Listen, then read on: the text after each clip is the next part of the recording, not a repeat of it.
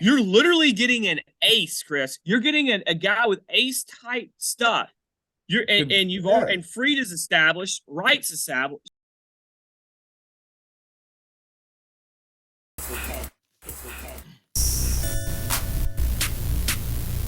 A1, A1, A1. Yeah, truly.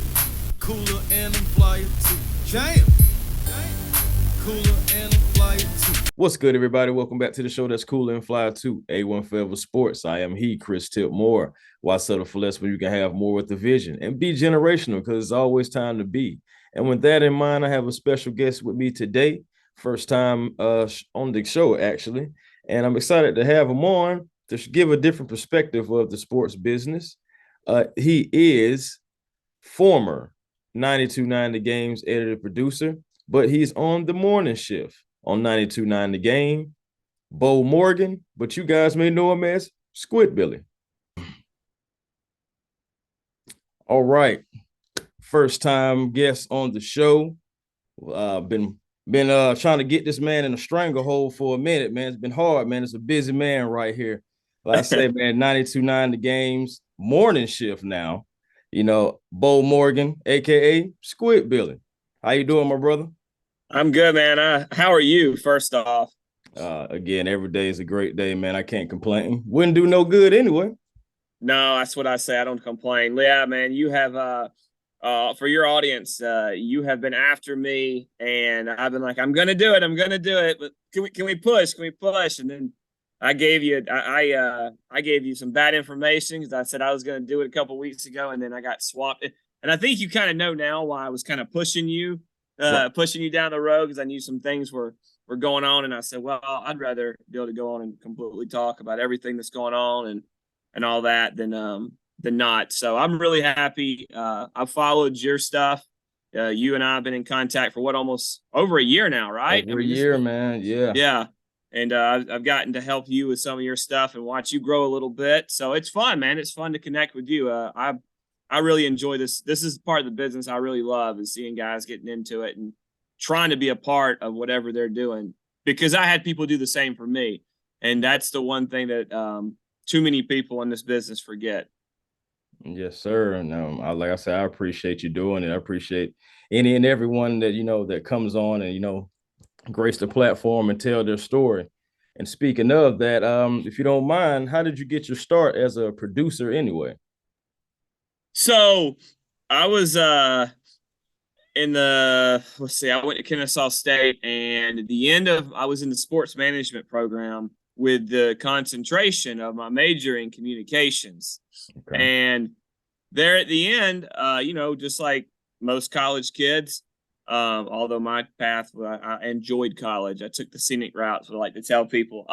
At the end there, I did an internship, and I reached out to a guy named Matt Edgar, who is now over at, I guess, my competiting station. And he was at a station called 790 that Steak Shapiro and Nick Cellini and Chris Domino and Mike Bell and I think Chuck Oliver was there at the time, Sandra Golden, all these, they were all there. Right. And he called me, he answered. I actually sent an email to both stations, and one station responded and the other just kind of ignored me. And the one that responded was Matt at 790 The Zone, who was now defunct. And I got in there and talked my way into an internship, and it was for college credit. And they're like, well, we don't normally do this anymore, but we'll do it. We'll try it for you. And the funny thing is, Chris, is that I got through it and graduated and was gonna quit. I was gonna, I could stay on working another job and do an internship for free until I got on my feet. But I was like, well, I mean, I was a late graduate anyways. I'm 25. I might as well, get on with my life. Right. And I was talking with my dad, and he was like, yeah, my dad's not like me. He's not outspoken. He kind of picks his words wisely, and I'm the opposite. And he was like, well, that sounds kind of dumb. If you do that, you should give it a shot as long as you can hold on. He's like, you should try a little bit. And I did, and I ended up working my way onto I would say about a year. Well, yeah. I'm trying to remember. No, yeah, I would say about a year into the business. Right. I got an unpaid producer job with a show called Brandon and Wolvie. It was Brandon Adams who does Dog Nation stuff now.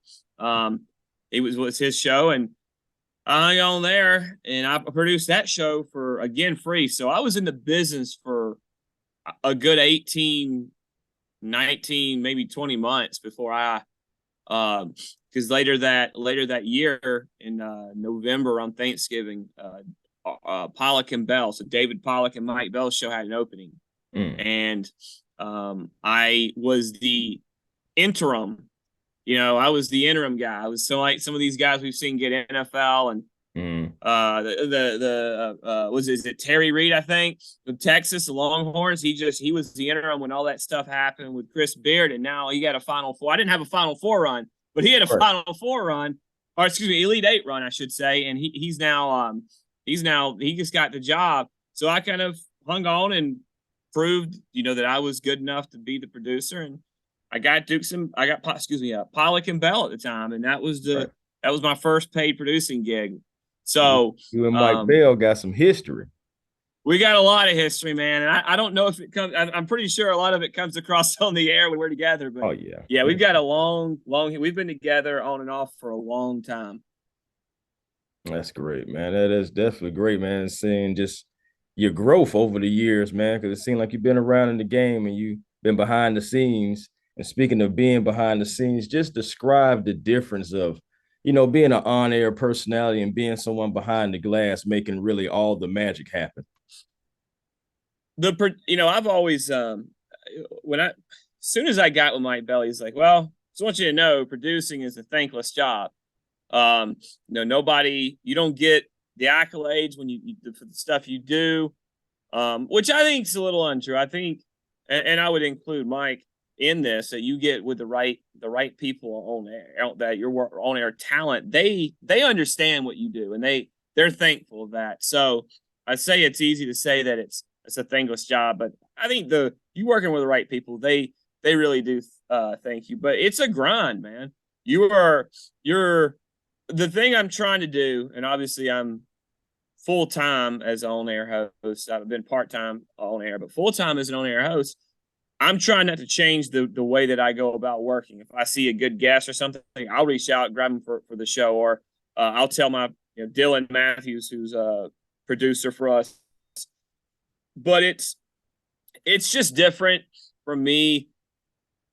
I feel a little bit more pressure when I'm watching things to remember exactly what happened, and in that way, I am giving the full spectrum of events that happened on the air. But I've always tried to produce like I could talk about it, right? So I could compare the host if there's something said inaccurately, or they ask a question, which is the more most of the guys I work with rather ask a question than throw out bad information.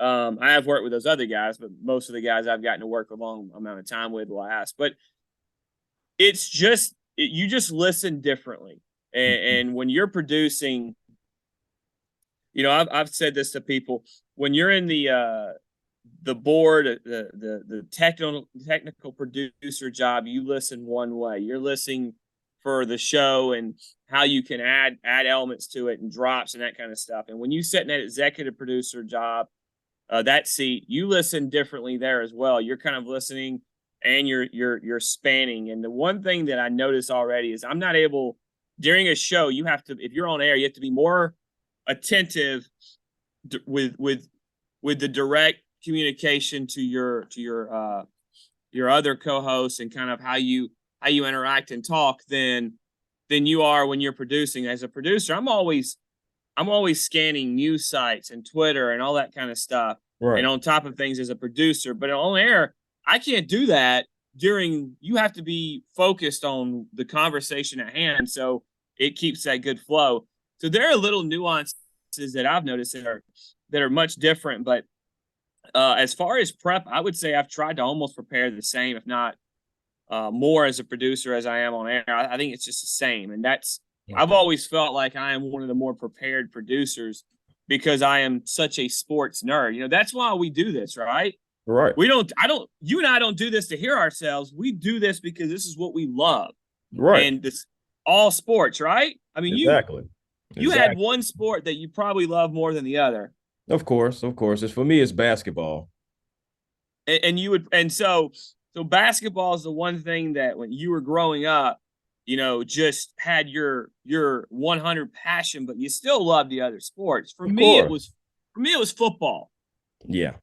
And not being good enough, big enough to play it at a high level of any type, it made it even, you know, when I got the Falcons network stuff, I kind of realized that NFL, it was always college was what I knew the most about growing up, but it made a transition for me to NFL. Even though I still love and watch a ton of college, it just kind of changes how you do things. So, and that's what I'm trying to get better. I'm trying to get better at college. Yeah, well, look, it's harder because you can watch the same 30, you know, you can view the NFL makes it easy to watch all the, you know, the games and keep up with the stars. In college, you got to kind of be reading and paying attention. And especially for me, I want to get your take on how you try to keep up with it. But for me, there's weekends I'm traveling. So I got to watch on planes, on cell phones. You know, thank God we have the technology we do. I get to my hotel room and I'm like, all right, what game's on? I know I was watching this game on the plane on the 3:30. Where's it at now? You'll finish it out. And then you like make a dash to a sports bar and grill so you can watch those 7 o'clock or an 8 o'clock games. And I tell people the first couple of months in the off season of football, I'm like, what do you know, because I'm obviously married now, and I'm like, okay, what do you want to do? How do you know, I can miss. I'm like, how are you missing? And I'm a big Supercross guy, and I got a buddy of mine that watches it. I basically have the app so I can watch it the next day. My buddy's like, man, why aren't you watching this live? I said, damn, dude, I can't. I mean, I gotta give my wife some time during. You don't want to be in the doghouse now. Yeah, I mean, it's bad enough that we watched, you know, we watch sports while we watch other TV. So that balance is hard, man. I don't even know what the original question was at this point. I went on a ramble. Man, basically, we were just talking sports and how everything just goes, even trying to get in tune with college. I know for me, for college, man, first of all, in order for me to get better at college, I got to stop watching just only the Georgia teams. And once I get past that, I feel like, you know, I'll be starting to do a little better, but I want to start small. So, of course, you know, at home is where I should definitely start, you know, checking into the Georgia teams and everything. But I definitely plan on expanding. It definitely is tougher. Some players have the same number. And it's tougher. Yeah, but I'm welcome to the challenge, man. But I want to ask you about the Atlanta Braves as they're coming up on Thursday. But I just gotta know, where in the world did the name Squidbilly originate? Well, what did you say very early in this episode? You said you and Mike Bell have some history. And we do. And Mike Bell. So obviously, you're a hometown kid. Right. I'm a hometown kid. You can clearly tell. I can tell by listening to you talk. I hear it a little bit, but obviously you can hear it with me when I talk. And so there is this, there's a cartoon, I say Cartoon Network, but it's Adult Swim on the Cartoon Network. There's a cartoon called Squidbillies. Right. And it's been out for a while. And we had a promotion one day at Andretti Karting and Games, and my hair had gotten a little bit longer at the time, and it was summer, and we had this, it was race for charity. And so you could race against people at the radio station. And I was producing Pollock and Bell, and I love driving. I love all. I mean, I just love everything, man. I love anything competitive, and I'm very competitive. And so I was racing for a couple hours before our show that day with these guys, and I had pulled my, you know, those Andretti Karting games. They get the little fire retardant mask kind of thing, and then you have the helmet, even though they're not. It's going to be hard to catch those things on fire, but I'm sure it's safety. And so I pull my helmet and I pull that off, and my hair is just straight up. And it looked like one of the characters on Squidbillies has like spiked hair, and it's just like straight up. And Mike was Yeah, like, I've "Oh, seen the character before. Yeah.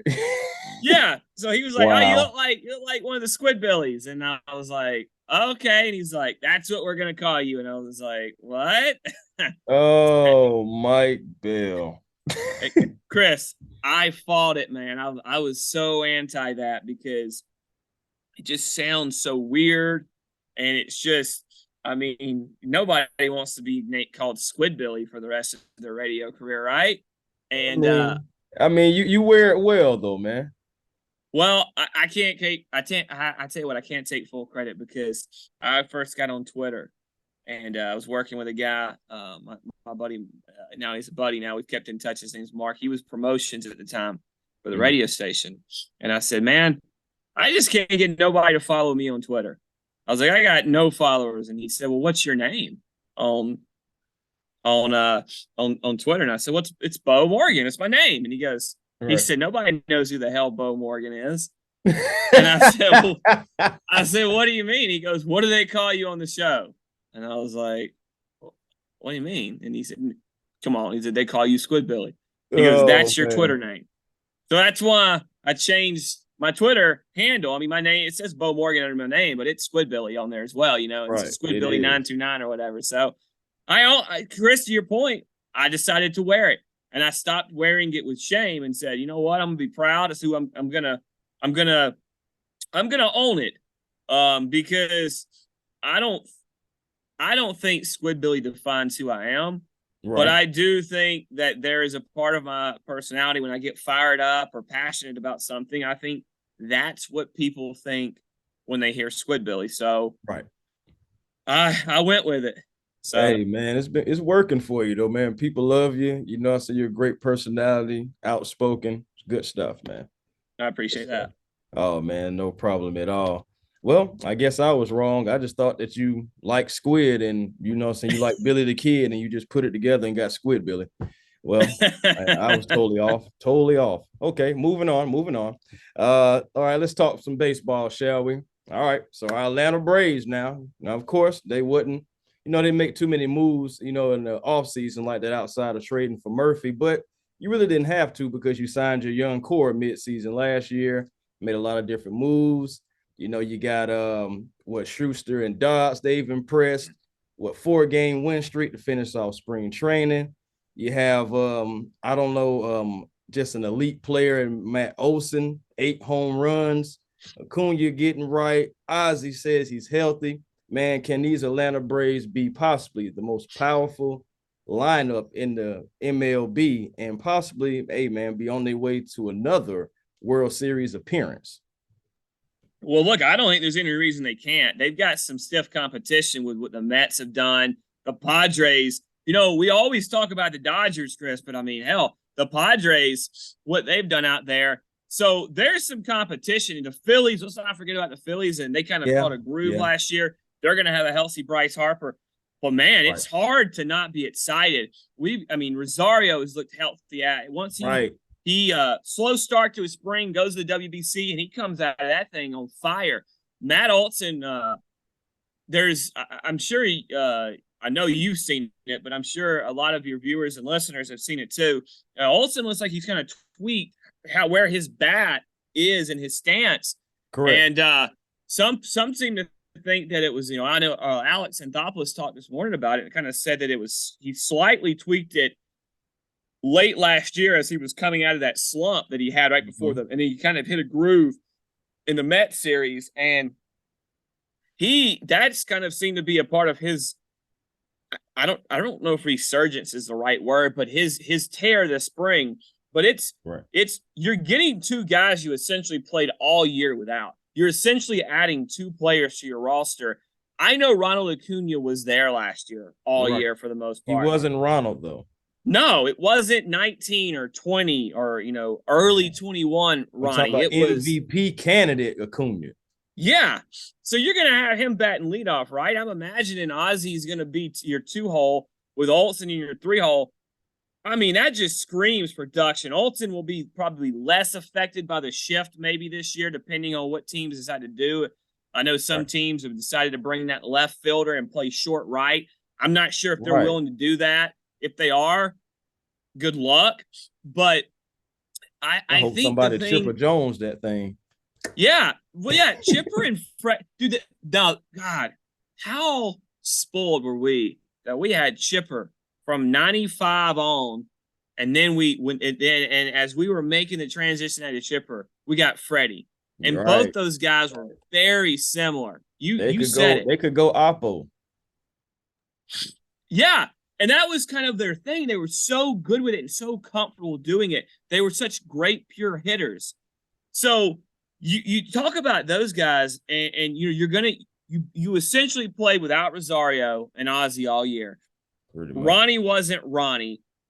Don't know what went on with Ozuna, but now you've added Sean Murphy to the mix, who's got some pop in his bat. I mean, a lot of the things that we said about Matt Olson last year when he came here with he didn't play in a hitter's park, you could have said about Sean Murphy as well. Much better behind the plate as far as defense. You're still going to have Darno's bat. Maybe he'll be you won't hit any kind of lulls this year because he's going to be DHing on and off, and maybe you can keep him fresh.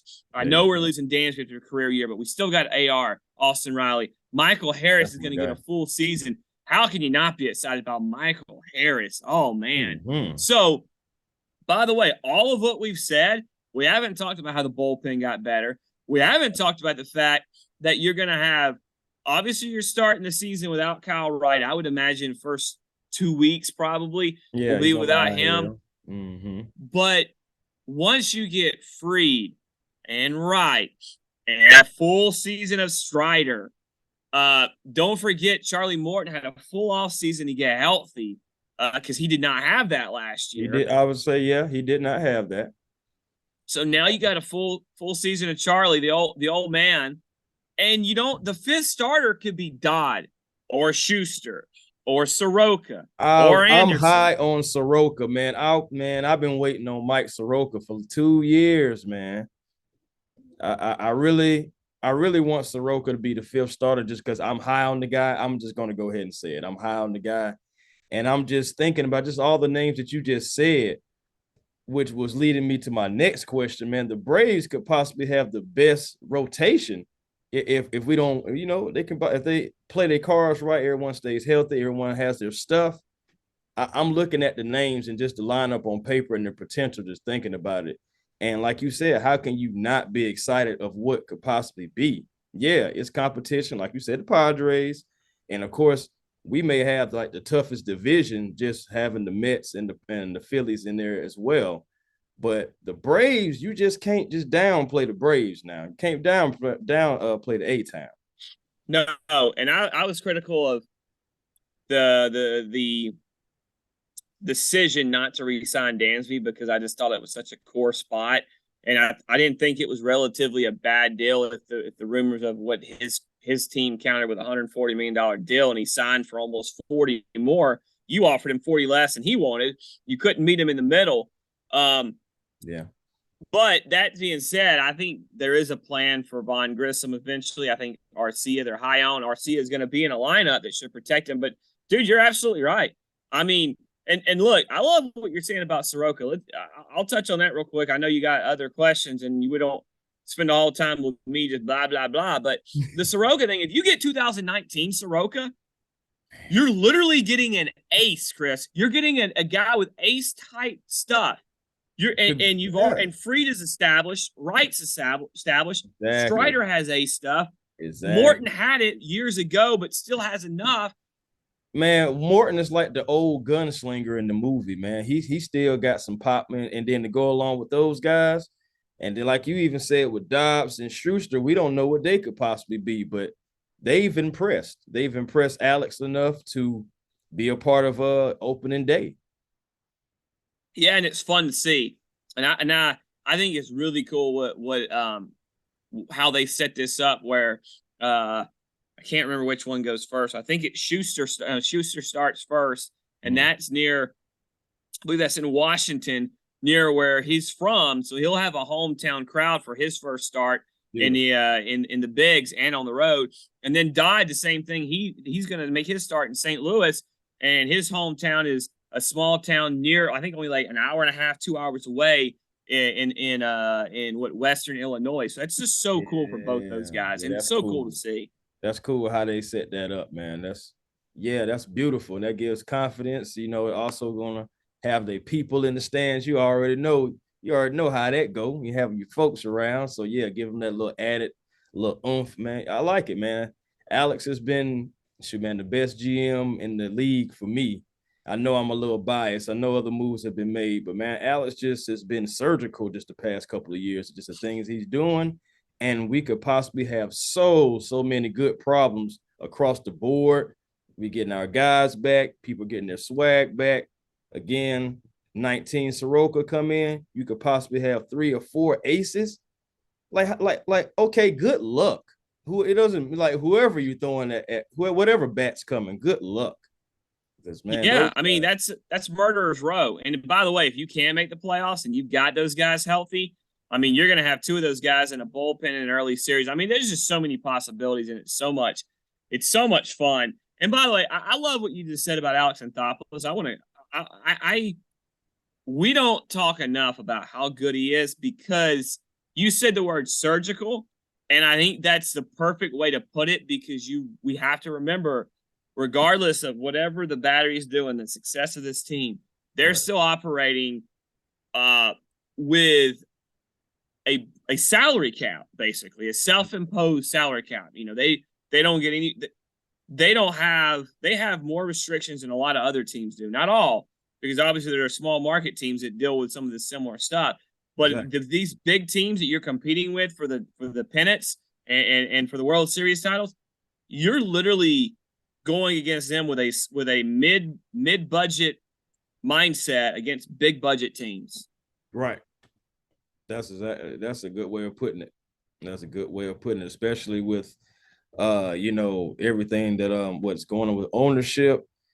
But the moves that just been made, locking up that young core, I just feel like that was just chess over checkers, really. It just keeping that young core together. These guys can hit. These guys can play baseball. And Austin Riley, he's got that third base locked up, and I think he's making Chipper proud over in that area.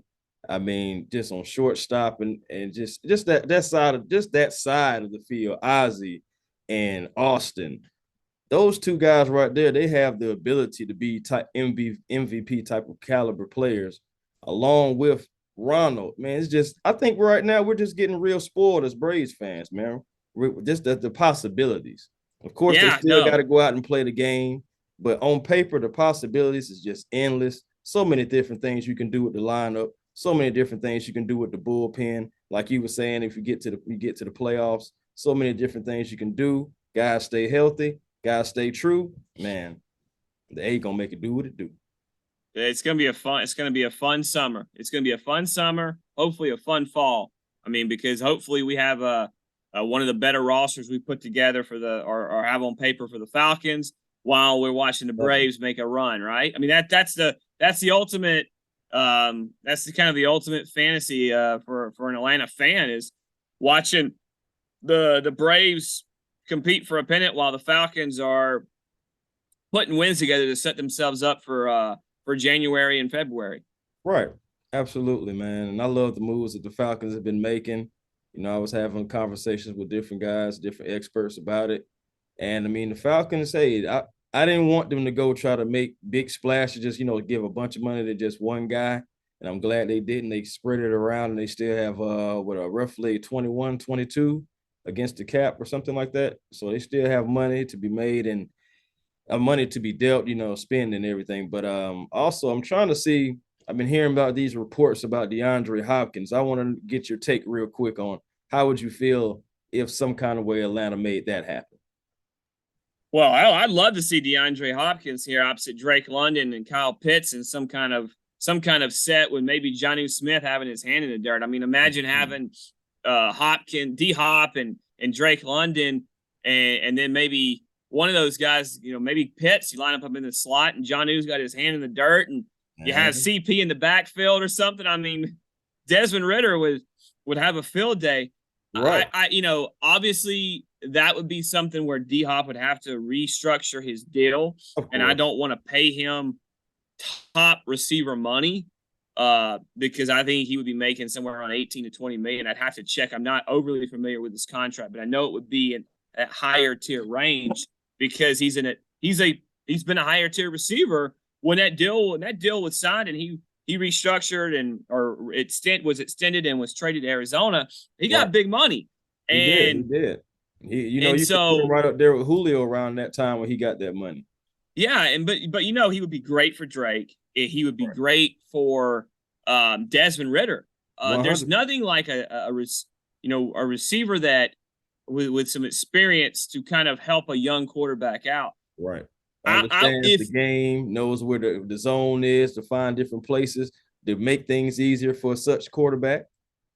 So, yeah, I mean, knowing how to find the soft spot in zones and just sit down in them with the way these teams like to play that, it cannot be overstated. Problem is, it has to be for the right dollar because if I had to choose between an experienced player like D-Hop on the offense and an experienced player on defense that could help me get better up front, I would probably go with defense right now because defense is a young quarterback's best friend along with a running game. But what else is an experienced receiver? Yes, so, I would love to see DeAndre Hopkins here. I've always been a fan of his since it was at Clemson. Liked him. Yeah. And so he's always kind of, he got to play with Deshaun a little bit there, but the Bill O'Brien experiment running a team wasn't very good. And then you look over at when he went to Arizona, Kyler Murray is quarterback. Kyler Murray is he's a lot of talent. Yes, I would say but there's a lot of growth that needs to happen with Kyler. For his size and stature, he can do a lot of great things and got a big arm. But the maturity level, when you're yelling at a guy like D-Hop on the sideline, that's when I start to question. Normally I see the receivers yelling at the quarterbacks, not the other way around. The other way around. Yeah, that questions me about what I think of him, and I've kind of cooled off on how much I like that guy. Yeah, definitely understand that. Okay, man, before we get up out of here, I just got one more thing I need you to do. This W sauce. Sell me the W sauce. Well, I don't have a bottle of the OG, but I got a bottle of the Fireshire, all right, which is the spicier version of the W sauce. Oh, I like spicy. Okay. So the cool thing is they're a great company to work with. They're a small company, and they don't send script. They send me product, and they say, do what you want. And so, so the W sauce, let's talk about it. I'm a big, obviously everybody knows I'm a big carnivore. I love throwing up a barbecue. I just did a pork butt the other day, which I actually used the OG W sauce as my binder before I put my rub on. Mm-hmm. And so I patted the rub the meat down with the W sauce, and then I threw my rub that I make on it. And so the W sauce to me is more than a marinade, though. I tell people all the time, they're like, well, how do I use it? Do I put it on my steak before, or do I use it as a dipping sauce? Mm-hmm. Well, you do it with both. You're familiar with a regular Worcestershire sauce, right? Very, very dark, very, very, very liquidy, very runny. There's not a lot of thickness to it, right? Right. Well, the W sauce has thickness to it. I like to tell people, and I'm not sure if the company loves this tagline that I use here, but imagine if your condiments had a party in your fridge, right? So it's a nightclub, and you got ketchups hanging out with some barbecue sauce and mustards over there with a honey mustard, and your Worcestershire sauce and your A1, they hooked up and they had a baby sauce. That's what the W sauce is. It is It is a Worcestershire sauce, but with a thickness and a little bit of a taste of like a steak sauce, like an A1, right? Not as thick as A1, but it's in the middle. It's like the best of both worlds. They met in the middle. Exactly. I put it on a lot of stuff. My wife was making the Hello Fresh meals for a while, and I tell you what, Chris, I just don't like Brussels sprouts, man. I'm not a big fan. I don't know where you stand, if you're team Brussels sprout or team not Brussels sprout, but I'm not really big team Brussels sprout. And she made them, and they came with the meal, and she said, I know you're not big on Brussels sprouts. I said, don't worry about it, babe. I'll eat it. And, and I'm not normally that nice. And she's looking at me funny. She's like, what do you mean? I go, normally I'm like, yeah, I don't like them. I got up and I sat back down and I think I might have used fire shower that night. I poured some fire shower all over them and I ate them. And it just covered up the taste for me there. Delicious, huh? Yeah. But look, man, I use it as a dipping sauce. I like to cook buying a good enough steak that I don't think I need anything. Now, once I cook it, right, I'll put the W sauce on the outside, and she'll use it instead of she does not use A1 anymore. She uses W sauce. Yep. When I make my burgers, I've always made my burgers where I like to put some chili powder on them, or chili, and some Worcestershire sauce. And sometimes I'll pour it in the ground beef, and I'll make my patties, but they're pre-made. I'll pour it on top, rub it in, and throw the chili powder on there. I just like that kind of combination. Boom, W sauce. So you can put it on chicken. You can put it on. I put it on my pulled pork after I cooked it. I use it as my barbecue sauce.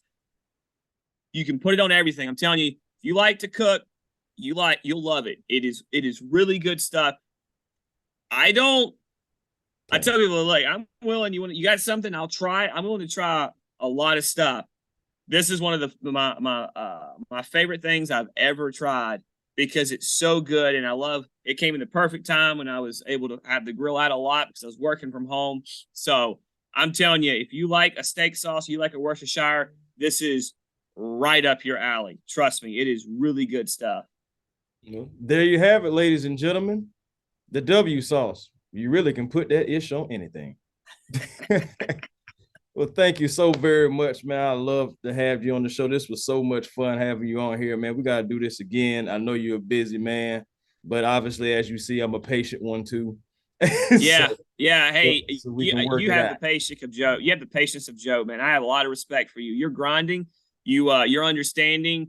You have what every good young person in this business should have. That's you don't quit.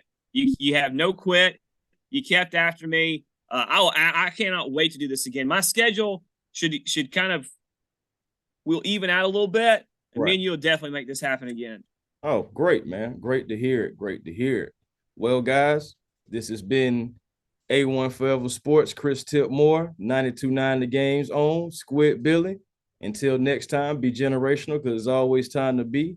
Why settle for less when you can have more with the vision? The show that's cool and fly too, A1 Forever Sports. Again, Chris Tipmore, Beau Morgan, a.k.a. Squidbilly. Until next time, peace and blessings to all. And to all, well holler.